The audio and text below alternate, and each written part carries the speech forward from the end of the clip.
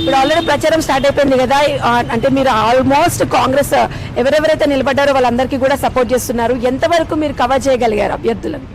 నా శక్తి ఉన్నంత మటుకు నేను తిరుగుతున్నానమ్మా. మెయిన్ నేను కాన్సన్ట్రేషన్ చేసేది 44 డివిజన్ అండ్ 47 డివిజన్లో కాన్సన్ట్రేట్ చేస్తున్నాను. ఇంకా ఇప్పుడు 37 డివిజన్ అండ్ ఈవెన్ 19 డివిజన్లో కూడా రేపు ఎల్లుండి ఎట్లా కవర్ చేద్దామని అనుకుంటున్నానమ్మా. ఆల్రెడీ మీరు ప్రచారంలో తిరుగుతున్నారు కాబట్టి ప్రజల నుంచి స్పందన ఎలా వస్తుంది, వాళ్ళ సమస్యలు ఏమైనా చెప్తున్నారా? అద్భుతంగా ఉన్నదమ్మా స్పందన మాత్రం ప్రజల నుంచి. ఎందుకంటే ఆల్రెడీ వాళ్ళు చూస్తున్నారు, వాళ్ళ కళ్ళ ముందు ఉంది ప్రభుత్వం ఏమేమి చేస్తున్నది, ఏమేమి పథకాలు ఉన్నాయి, ఏమేమి అభివృద్ధి కార్యక్రమాలు చేస్తున్నారు. ఇప్పుడు మన నిజామాబాద్ సిటీకి కూడా ఆల్రెడీ ప్రతి ఒక్క వార్డుకి 1 కోటి రూపాయల చొప్పున అభివృద్ధి కార్యక్రమాలకు ఆల్రెడీ ఫండ్ కూడా రిలీజ్ చేయడం జరిగింది. ఆల్రెడీ మనకు అండర్ గ్రౌండ్ డ్రైనేజ్ పని కూడా స్టార్ట్ అయిపోయింది సుభాష్ నగర్ సైడ్ నుంచి. సో సీసీ రోడ్స్ కూడా వేస్తున్నారు.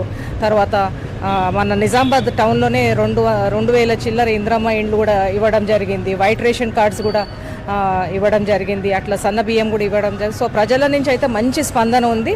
మేము 100% ష్యూర్ కాంగ్రెస్ పార్టీ గెలుస్తుంది. మేయర్ పీఠం మీద కూడా కాంగ్రెసే జెండా ఎగరేస్తారని